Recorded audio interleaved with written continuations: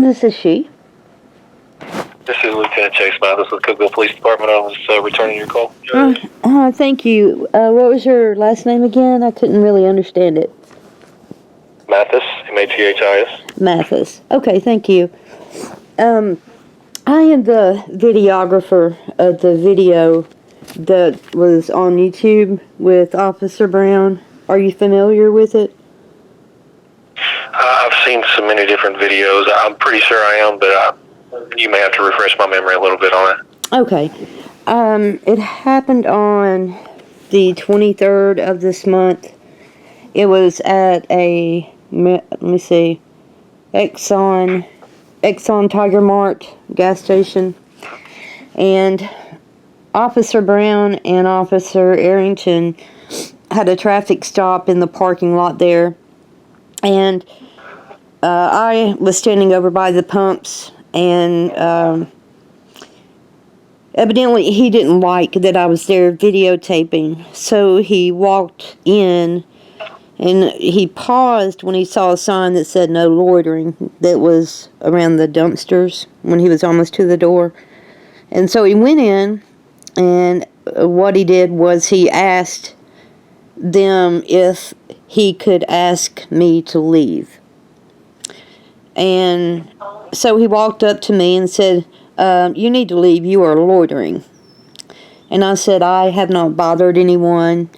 First of all, loitering is lingering without a purpose, and I had a purpose. I was a customer there, and I was getting video of the traffic stop, so I had a purpose. But we were using trespass instead as what we were talking about. And I said, well, you were trying to go in and solicit a trespass from them because you didn't like what I'm doing. And even though I know that's not something illegal for him to do, I find it to be completely inappropriate and wrong. The people didn't even know I was there. After all of it ended, I walked right in and I said, hi. I was the person taking the video out there of the traffic stop. I said, do you mind if I go sit in my car and upload my video to YouTube? And she said, sure, no problem, take your time. I said, okay, thank you.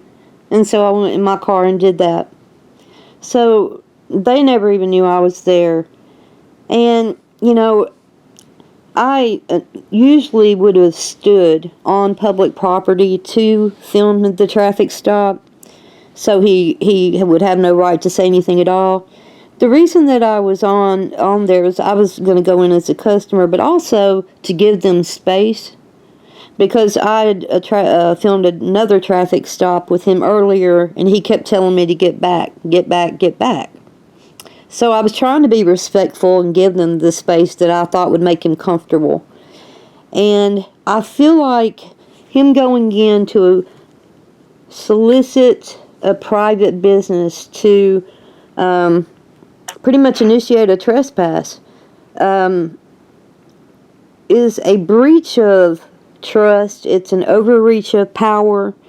If a police officer came to someone's door and said, look, there's a guy out here and I don't know what he's doing, he's up to no good, you want me to ask him to leave? I would trust that police officer that something really funny was going on and say, yes, please. But that would be criminalizing pretty much someone that may be doing absolutely nothing. So I wasn't loitering. He was trying to initiate a trespass because he admitted several times after he denied it at first that he was doing it to prevent me from filming his traffic stop. Now during this, I kept trying to explain that it's part of the First Amendment, that we have the right to videotape. It never seemed to sink in with him what I was trying to say. He never tried to tell me not to film him, so he had to have understood a little bit that it's not illegal for me to do. But one problem I had, I thought it was very unprofessional how he kept escalating the situation. When Officer Arrington was kind of the more mellow good cop of the good cop, bad cop routine, I spoke with him calmly. I explained anything that they wanted to know. and then he would start in again after I asked for a supervisor. I thought that was inappropriate. I don't think it's professional, and I thought it was immature for a public servant. When I said, okay, I'm going over here on public property and I'll be fine, he said, is that your car over there? And I said, I'm not answering your questions. And he said, then I'll tow it then. There's no way to reason. For one, I never said I drove there, never said I had a car there. Whose car was he going to tow? Under whose authority was that? The business didn't have an issue. So that he was retaliating against me because he didn't like what I was doing. And I think, I don't know how that's legal for him to do, but that was the point in which I asked for a supervisor. The rest of it, I was going to let it go. That was extreme, the towing the car. Earlier, I was right in front of the Putnam County Jail and filmed a traffic stop, and it was also the same two officers. And when he pulled up, he kept telling me, get back, get back, get back. So I kept stepping back till I was in, I think, about 30, 35 feet away. So since he kept talking to me, I said, can I have your name and badge number? He said, no, I'm on a traffic stop, or something to the effect where he refused to do so. When he's the one that initiates and gives me directives or orders, and I ask him to identify himself, that is policy to do. And he refused to. The excuse he gave, like he was too busy with something more important, he was not in the traffic stop. He just pulled up behind. Officer Arrington was the one on the traffic stop. The window was up. The door was closed. He wasn't involved. He simply didn't want to comply and just tell me who he was. And that was obvious. So that, I know, is a policy violation. The only issue that I had with... What part? I'm trying to write this down. What part of that did you say that? I'm trying to write it down as you're talking. Oh, I'm sorry. What part of that did you say is the policy violation? When a police officer that is not undercover or something like that initiates or gives the directives or orders to a citizen, that if you ask for their name or identifying information, that they do give that. You know, depending on where it is, it's whether it's a badge number or employer number that you ask for. But, you know, if you request that, that is something that you give. For one, I am aware it's policy, but also we need to know who we would complain about or what officer did what. You know, you can't say, well, it was some guy with brown hair. I mean, there's a lot of reasons that is policy. Anyway, that was the only issue with that. I never had a problem with Officer Arrington at all. With Officer Geisentanner, I want to compliment that he was trying to de-escalate all of it between Officer Brown and myself. I was surprised, though, that he was not aware that identifying yourself or just saying your name or some identifying feature, that he wasn't aware, if he's a supervisor, for him to not be aware that it's policy to identify yourself to the public when you're having an interaction with them. And if you're a supervisor, I expect more than even the regular patrol officer. Other than that, I did feel like he tried to de-escalate. I didn't expect him to defend anything I was saying. He didn't witness it. Even if he disagreed with what the officer was saying or doing, I didn't expect him to say that then and there. But I do have an issue with him not knowing what is policy and then asking me if I've read the policy, kind of challenging my knowledge about it. I shouldn't have to know that. But he should have to know that, I think. Let me see. I wrote down what I want to talk about it. The lack of professionalism with Officer Brown was my biggest issue. I think that was about it, though. I didn't have any problems with Officer Arrington at all. He seemed mellow, and that was the best approach at the time. But Officer Brown, to me, was not indicative of a public servant or how you should treat citizens, how you should behave or respond at all.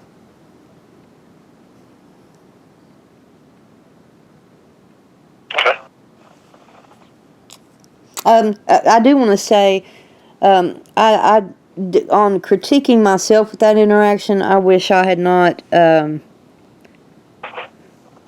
had my adrenaline so high, but it was all of the escalation with Officer Brown. When he would leave me alone, I kept telling him I didn't want to talk to him or hear what he had to say. He would keep on, which would just further the confrontation between him and me. And at that point, we had no reason to talk, but he just couldn't help himself.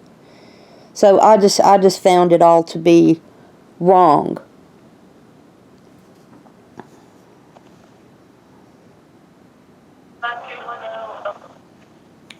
Okay. I'm writing this stuff down. Sorry, it's taking me just a second. No problem. I'm not getting holding the phone on my shoulder and No right problem. with another hand and stuff like that. Okay. Yeah, no problem at all. And if you need me to repeat anything, I took notes because I didn't want to get off of the phone and think, I missed saying something, that I thought was important. Well, you can call back up here and talk to me. It may just be a minute before I can call you back, but I'll return your call eventually, anyways. Yeah, no problem. If we hang up and you're like, "Oh, I wish I'd have said this," or Okay. add this or take away this or whatever you come up with. I appreciate that. This isn't really important, but I took pictures of the license plates of the car, so I would have that as a record. And one of them, I think it was Officer Arrington's car. I don't know the number on it or remember the plates. It's on the video, though. But part of the license number is obscured by some symbol that looks to be about the police. And I'd be pulled over for that. What is that about on the license plates? What do you mean? I'm not aware of it. What do you mean? Looks like it's some kind of symbol or something like that. What is it? It looks like... Okay, you know how there's 6 digits and a dash in between? Yes. Up in the right upper corner, it's like a few inches wide and a few inches down. A black something, and I don't know, maybe something written on it or symbols on it or something like that. But it covers up. I think what you're talking about is a camera that is mounted on the back. Do you think that's a camera? Because I didn't see it on Officer Geisentenner's car, but it covers up part of the license plate.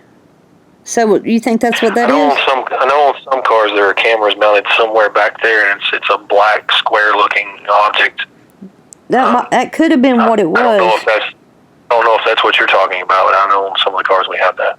Okay. Not on all the cars, but on some of them we do. Okay. I was very curious about what that was. Yeah, because, I'd get pulled over for that in a heartbeat. So I was curious to what that was and what it meant, just out of curiosity. I don't know if that's what you're talking about. It's just what I'm popping up in my head that may be on the back of the vehicle. I got you. The way that you're describing. I don't know if that's what you're specifically talking about. In general, though, I just felt like the way he handled the entire situation, even if I had been calmer, more polite, no matter how I acted, it shouldn't affect his response to me. The way you treat the public. Why do you think his response is like that? Huh? Why do you think his response is like that? And the way that you perceived it, why do you think it was? Well, going in and trying to get me off the property. He admitted it was because he didn't like that I was video recording them. I tried to explain to him that it's part of a First Amendment right, that anyone can record video, photography, any public servant when they are in the course of their duties in public.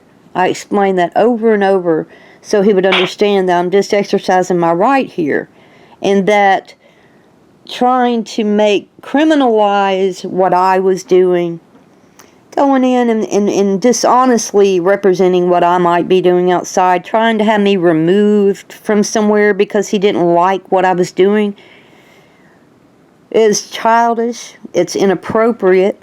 To me, I felt like he was abusing his authority and power and the trust that the people inside would have. Like I said, if an officer came to my door and I had never looked outside and said, there's somebody out here hanging out, and I don't know, you want me to ask them to leave? I would trust that officer that something, my safety might be in violation or something. But when he crossed that line, it wasn't only the trust, but he was trying to criminalize me, saying that I was loitering.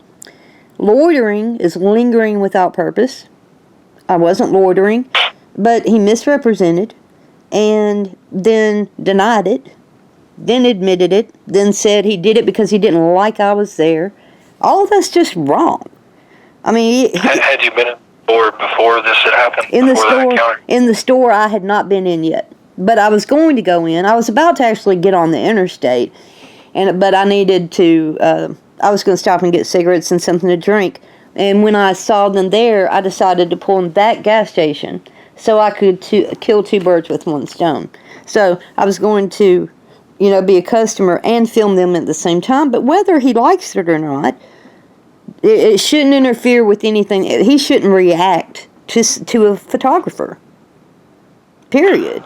And had you seen them? So I know how to correct whatever issues that come up here. Had you seen them do anything, any kind of wrongdoing before you started filming them? No, not at all. I had been prior, I don't know, maybe an hour or two prior to that, I had been walking around the outside of the Putnam County Jail. I took pictures of like the SWAT vehicle outside and all of that. And as I was walking up the sidewalk, Officer Arrington had initiated a traffic stop. So as I was going up to take pictures of where it says Putnam County Courthouse or something, I don't know, whatever that big thing says, that's when Officer Brown pulled out on his motorcycle and went around to the back. And I thought, well, I'll film this traffic stop while I'm filming the property. And he was like, you need to get back, you need to get back, you need to get back. And I ended up like 35 feet back because he just didn't like me being there. But I respected that. When he first told you? I think, and you cannot tell. You can tell from the jail, from your video at the jail, how far. I'm estimating 20 feet. It's hard. When he first told you to get back. Right, that's my estimation. But on the video, I'm zoomed in as far as I can be. Yeah, sure. The video's going to throw it off. Exactly. But I am on video at the jail, and everyone at the jail knew I was there. A few people asked me what I was doing, and I said, I'm just getting pictures of the government property, And so, I was being watched, and Officer Geisenthaler, when he first arrived, I said, I was up at the jail earlier. He said, I know. So they were aware that I was there. Everyone, all three involved. So that's where we first met, and he kept saying, you need to back up, as if I was some kind of threat. And anyway, I kept backing up. I ended up, I would say, 35 feet from him. It was really ridiculous, but okay. And I said, can I get your name and badge number? And it's, I'm on a traffic stop or something like that, where it was a no, you weren't. Then anyway, I left. And so just by chance, later, the same officers had a traffic stop. So he already distasted me filming them. Obviously, he knew it wasn't illegal, or he would have intervened earlier. But as I was filming the second traffic stop, you could see him processing, what can I do about it, what can I do about it? So instead of standing by the car while Officer Arrington was running them for warrants and doing the paperwork and calling in on the radio, he abandons Officer Arrington to go in and solicit the property management to ask me to leave, who didn't even know I was there. It was mind-boggling to me. And I mean, I know I can't think of anything illegal about that. And at one point when I was talking to Officer Geisenthaler, and I was very, very upset about the whole situation, I said, and he was harassing me. He's like, well, that's not the statute. I wasn't trying to say he was criminally harassing me. There's a huge difference in doing the right thing, going against policy, and doing something criminal. To me, he did. What was the difference? harassing and civil harassing? 'Cause I'm not understanding that. Well, I didn't feel like he needed to be arrested for harassment, but I felt like he was harassing me and to retaliate against not liking what I was doing. Do you see what I mean there? I felt he was harassing me, threatening to tow a car that he believed was mine, trying to get me kicked off the property, saying I was loitering when that doesn't meet the definition of loitering. All of that was a form of harassment. Maybe not legal harassment, but mental harassment. As a way to retaliate against me because he didn't like what I was doing. And he admitted over and over on the video that that's exactly, yes, what he was doing. When I first said you went in and did this because you didn't like me feeling, no. But then after that he said over and over, yes, that's exactly what I was doing. So it was to block my First Amendment right to record him. And when I was trying to explain to him... My notes are... I'm sorry. Hang on a second. My notes are jumping around like crazy. I'm sorry. Can we go back to the first traffic stop? Yeah. Okay. On that one, how did that traffic stop end? Okay, actually, I'm glad you asked me that, because I just walked away. They pulled away. I started walking down the sidewalk. When I did, the car that had been pulled over pulled up next to me and said, "Hey, why were you filming?" And I said, "Don't worry," I said, "the glare was on your window. I wasn't filming you." I said, "I was filming the police officers, just to watch the traffic stop." And she said, "Good." She said, "Because the cops around here, I don't trust them at all." She said, "Whenever I get pulled over, I get my cell phone and I call my family immediately and I keep them on the phone with me as a witness because I don't trust any of these police around here anytime. So I always call, thank you for videotaping. Thank you." And I thought that's a really bad sign. You have that recorded also? I do have that recorded, but I didn't release it. So... but you do have it? I do have it recorded, yeah. Okay. Good enough, that's fine. Yeah, I have it recorded. So that's in the total quantity of what she said. She didn't get specific about any officer or anything about that stop, but she said she doesn't trust those officers, and whenever she's pulled over, she calls her family to have a witness because she doesn't trust them at all. And I thought, that's a bad, bad sign, man. And then, sure enough, after that, I see them again, and then I'm treated that way. And I thought, wow, this is a really bad area. On that second stop, the one on South Jefferson. Yeah. How far do you think you were when he first saw you, or when whatever, from the traffic stop? The first one, you were about 20 feet at first and backed up 35 feet. I'm estimating 50 feet. And it would be very easy to go, because you can see on the video, I was standing all the way at the gas pump, and they were all the way over at the grass, and he was, all the way on the grass, actually public easement, right there on the grass. I'm estimating 50. If it's shorter than that, it's no less than 40 feet. It's an estimate. Yeah. So you were parked at the gas pumps? I wasn't parked there. I was actually parked closer up in a parking spot.